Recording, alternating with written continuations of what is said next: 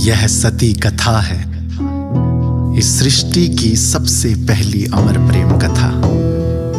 यह कथा है एक पिता, एक पुत्री और उसके सुहाग की।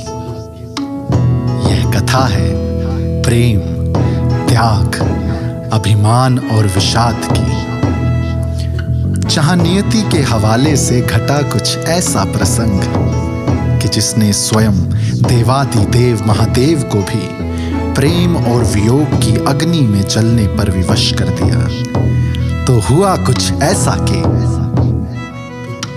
राजा दक्ष थे सती के पिता और सती थी शिव की पत्नी।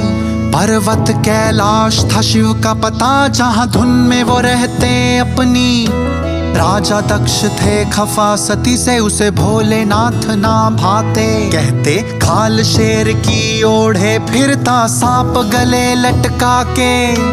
और भी तो थे देवता जग में, तून से ब्याह रचाती। महलों को ठोकर मार चली, तुझे बर्फ गुफा की भांति। तुझे बर्फ गुफा की भांति। माता सती जवाब में कहती हैं, आप मेरी चिंता ना करें, मैं सभी देवताओं का सम्मान करती हूं, मगर मेरे जीवन में महादेव का अतुलनीय स्थान है और शायद आपने उनका आकलन सही से नहीं किया, क्योंकि है देवों के वो देव प्रभु श्री महादेव कहलाते।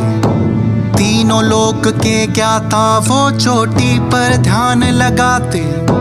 भोले भाले सरल बड़े पर महाकाल कहलाते। क्रोध कभी आ जाए तो फिर तांडव नाच रचाते। वो तांडव नाच रचाते। नमः शिव ओम शिवाय नमः नमः। ओम नमः शिव ओम शिवाय नमः नमः। महादेव के नाम पर पिता और पुत्री के स्वर कभी ना मिल पाए। समय बीतता गया और ये अलगाव बढ़ता गया।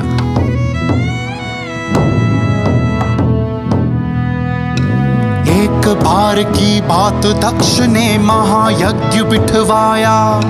सभी देव आमंत्रित थे, शिव सती को ना बुलवाया। बात सती तक जब ये पहुंची, क्रोध उसे बड़ा आया। जा पहुंची शंभू के पास, जा मसला उनको बताया। देखिए ना महादेव, पिताजी ने महायज्ञ रखवाया और हमें बुलाया ही नहीं। महादेव ने उनकी बात सुनी और बोले, आप यूं ही गुस्सा ना हो प्रिय। क्या है कि मुझे ना किसी यज्ञ में रुचि है, मैं इन बातों से ऊपर। युगन युगन से योगी हूँ मैं, योग में बैठा बेहतर। पिता को अपने तुम ही जानो, जाकर उनसे पूछो। देखो पर क्रोधित ना होना, जल्दी वापस लौटो। तुम जल्दी वापस लौटो।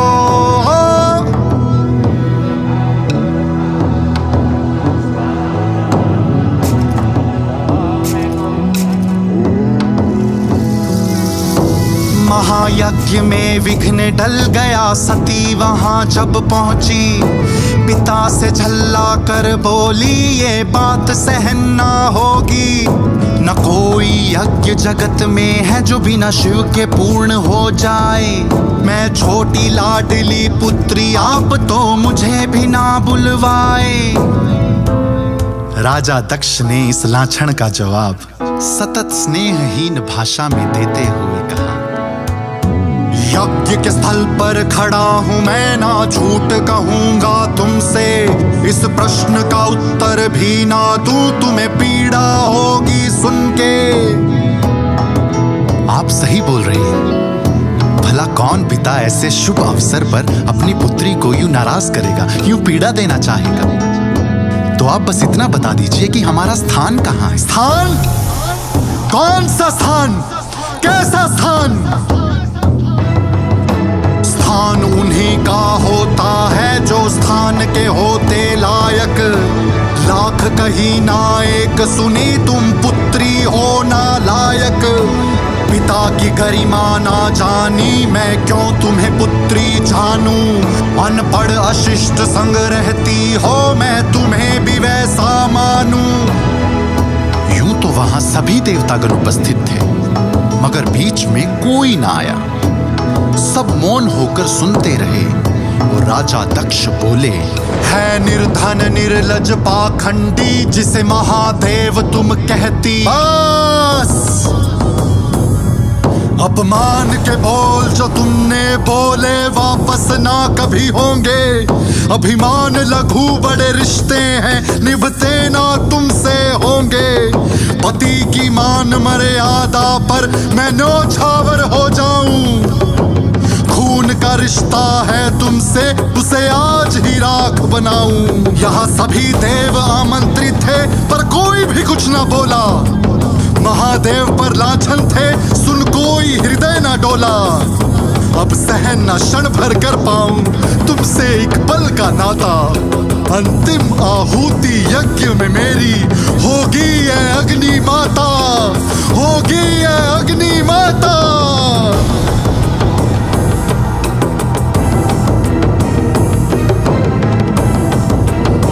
ये कहकर सती हवन कुंड में बैठ पावन अग्नि में अपना देह त्याग कर देती हैं। और जब ये बात महादेव को जाकर पता चलती है तो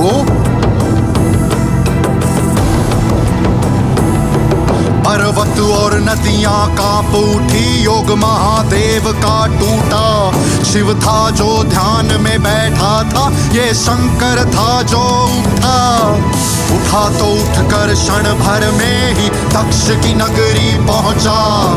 आंखें लाल जटाएं फैली, त्रिशूल हवा में ऊंचा। लाशों का अंबार लगा, हुई राख दक्ष की सेना। अंत में दक्ष का धड़ काटा हुआ, चुकता बदला लेना। अभिमान की नियति मौत बनी, था खून हवा में उछला। महादेव ने ऊंची आह भरी, संग नाम सती का निकला।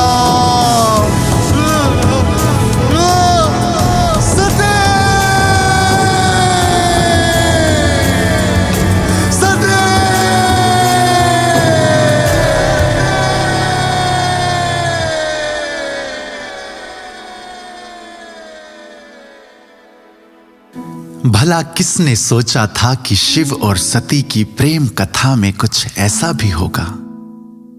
मगर ये अंत ना था, क्योंकि देह मरता है, आत्मा नहीं।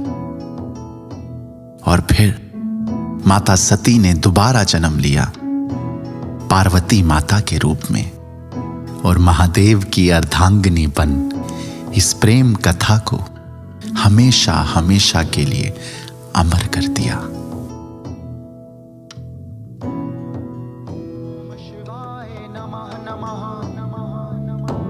ओम नमः शिव ओम शिवाय नमः नमः। ओम शिवाय नमः नमः। ओम नमः शिव ओम शिवाय नमः नमः। शिवाय नमः नमः। ओम नमः शिव ओम शिवाय नमः।